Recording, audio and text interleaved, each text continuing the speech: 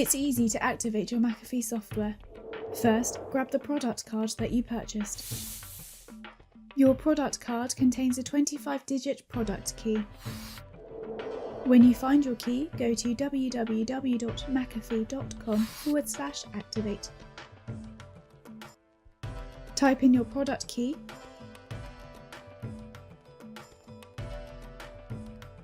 Then type in your email address. If your email address isn't associated with a McAfee account, we'll create one for you. Click Next to continue.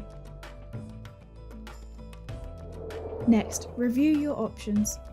For example, you can choose to turn on auto-renewal so that you will always be protected. The options you will see might be different depending on the product you are activating.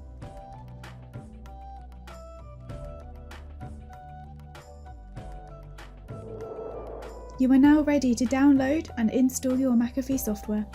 To start, click Download.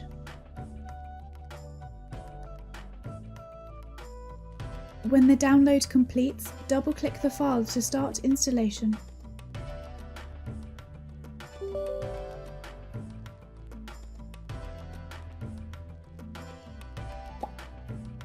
Click Install, then follow the prompts.